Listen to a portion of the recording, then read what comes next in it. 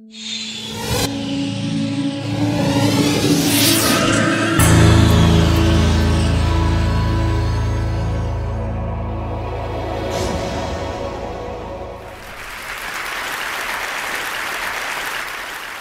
grew up interacting with the physical objects around us, and there are an enormous number of them that we every day use. Unlike our most computing devices, these objects are much more fun to use with. When you talk about objects, one another thing automatically comes attached to that thing, and that is gestures, how we manipulate these objects, how we use this object in everyday life. We use gestures not only to interact with these objects, but we also use to interact with each other. Like gesture of namaste, maybe to respect someone, or maybe in India, I don't need to teach a kid that this means 4 run in cricket. It comes as a part of our everyday learning. So I'm very interested from beginning that how can our knowledge about everyday objects and the gestures and how we use this object can be leveraged to our interaction with the digital world. Rather than using a keyboard and mouse, why can I not use my computer in the same way that I interact in the physical world? So I started this exploration around 8 years back, and it literally started with a mouse on my desk. Rather than using that for computer, I actually opened it. And most of you might be aware that in those days, the mouse used to come with a ball inside, and there are 2 rollers that actually guides the computer that where the ball is moving and accordingly where the mouse is moving. So I was interested in these 2 rollers. And I actually wanted more, so I borrowed another mouse from a friend, never returned him, and I have now 4 rollers. What interestingly I did with these rollers is basically I took them off from these mouses and then put in a one line. It had some strings and pulleys and some spring. And what I got is basically a gesture interface device that actually acts as a motion sensing device made out of $2. So here, whatever movement I do in my physical world is actually replicated inside the digital world just using this small device that I made around 8 years back in 2000. Because I was interested in integrating these 2 worlds, I thought of sticky notes. I thought, why can I not connect the normal interface of physical sticky note to our digital world? A message written on a sticky note with my mom on a paper can come to an SMS, or maybe a meeting reminder automatically syncs with my digital calendar. And a to-do list automatically syncs with you. But you can also search in the digital world, or maybe you can write a query saying, what is Dr. Smith's address? And this small system actually prints out. So it actually acts as a paper input-output system, just made out of paper. In one another exploration, I thought of making a pen that can draw in 3 dimensions. So I implemented this pen that can help designers and architects not only think in 3 dimensions, but they can actually draw so that it's more intuitive to use that way. Then I thought, why not making a Google map, but physical world? Rather than typing a keyword to find something, I put my objects on top of that. If I put a boarding pass, it will show me where is your flight gate. A coffee cup will show you where you can find more coffee, or where you can trace that cup. So this was some of the earlier explorations I did, because the goal was to connect these 2 worlds seamlessly. Among all these experiments, there was one thing very common. I was trying to bring a part of the physical world to the digital world. I was taking some part of the objects or anything intuitiveness of the real life and bringing them to digital world. Because the goal was to make our computing interfaces more intuitive. But then I realized that we humans actually are not interested in computing. What we are interested is in information. We want to know about things. We want to know about dynamic things going around. So I thought about last year, in the beginning of the last year, I started thinking that why can I not take this approach in reverse way? Maybe how about I take my digital world and paint the physical world with that digital information? Because pixels are actually right now confined in these rectangular devices that fits in our pocket. Why can I not remove this confine and take that to my everyday objects, everyday life, so that I don't need to learn the new language for interacting with those pixels? So in order to realize this dream, actually I thought of putting a big size projector on my head. I think that's why it's called head-mounted projector, isn't it? I took it very literally and took my bike helmet, put a little bit cut over there so that project actually fits nicely.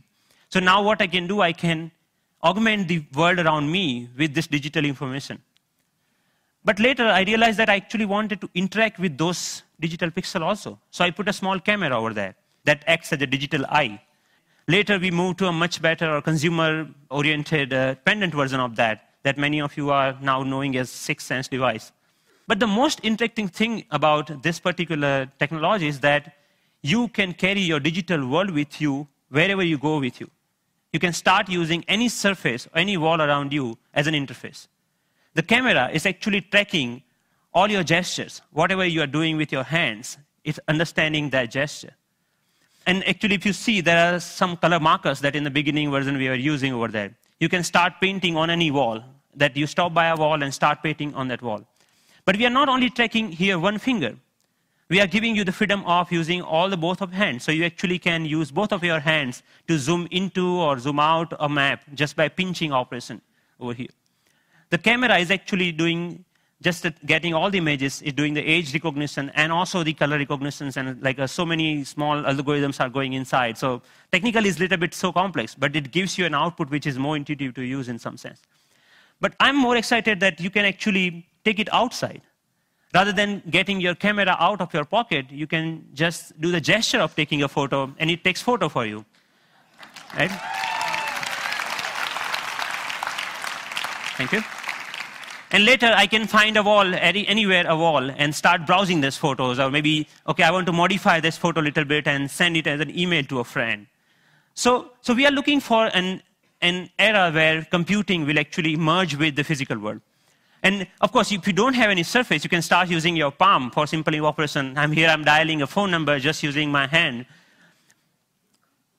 Yep. The camera is actually not only understanding your hand movements, but interestingly, it's also able to understand what objects you are holding in your hand.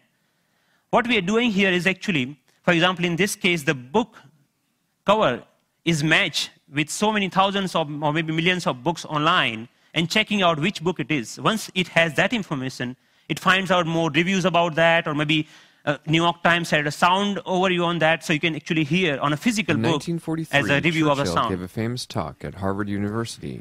This was Obama's last visit last week to MIT. And in particular, I want to thank two outstanding MIT So I was seeing the live of his talk outside in just a newspaper. Your newspaper will show you live of your weather information rather than having updated you have to check your computer in order to do that, right?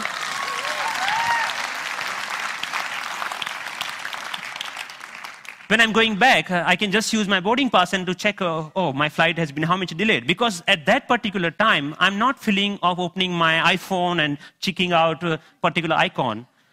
And I think this technology will not only change the way, yes, it will change the way we interact with people also, not only the physical world. The fun part is I'm going to Boston Metro and playing Pong game inside the train on the ground, right? And I think the imagination is the only limit of what you can think of when this kind of technology merging with the real life.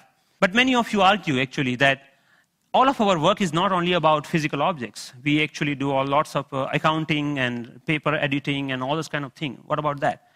And many of you are actually excited about the next generation tablet computers to come out in the market. So rather than waiting for that, I actually made my own, and just using a piece of paper. So what here I did is remove the camera. All the cameras, webcam, have a microphone inside that camera. I removed that microphone from that, and that just pinch that, just make a clip out of that microphone and clip that to a piece of paper, any paper that you found around. So now the sound of the touch is exactly getting me when exactly I'm touching the paper.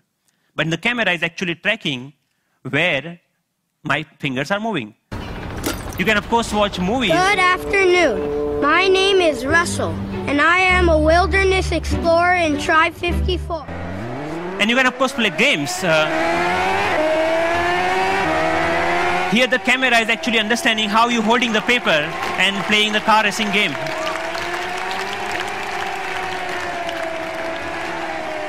Many of you already must have thought, okay, you can browse. Yeah, of course you can browse to any website. So you can do all sort of computing on a piece of paper wherever you need it.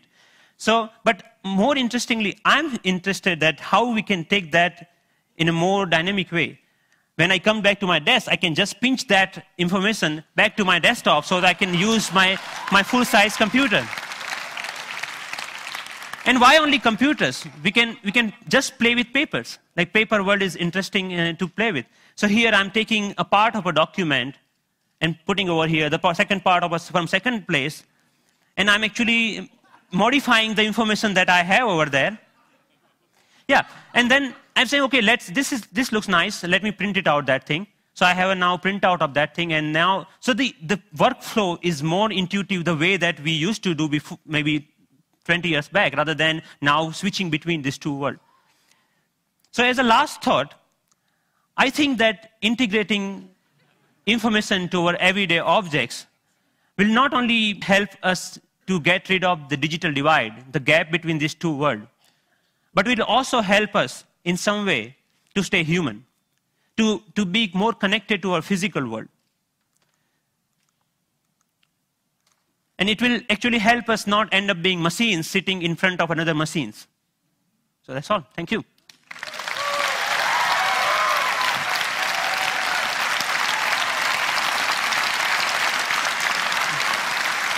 Thank you. Thank you. Thank you. Thank you. Thank you.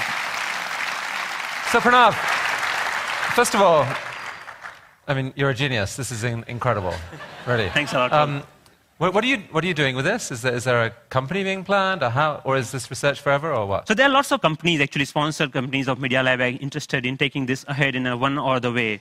The companies like mobile phone operators want to take this in a different way than the NGOs in India are thinking that why can we only have sixth sense? We should have a fifth sense for missing sense people who cannot speak. Maybe this technology can be used for them to speak out in a different way, but maybe speaker system. I mean, what are your own plans? Are you staying at MIT, or are you going to do something with it? I'm trying to make this more available to people so that anyone can develop their own sixth sense device, because the hardware is actually not that hard to manufacture or something hard to make your own. And I will provide all the open source software for them, maybe starting next month. So that open source? Wow. Yes. Wow.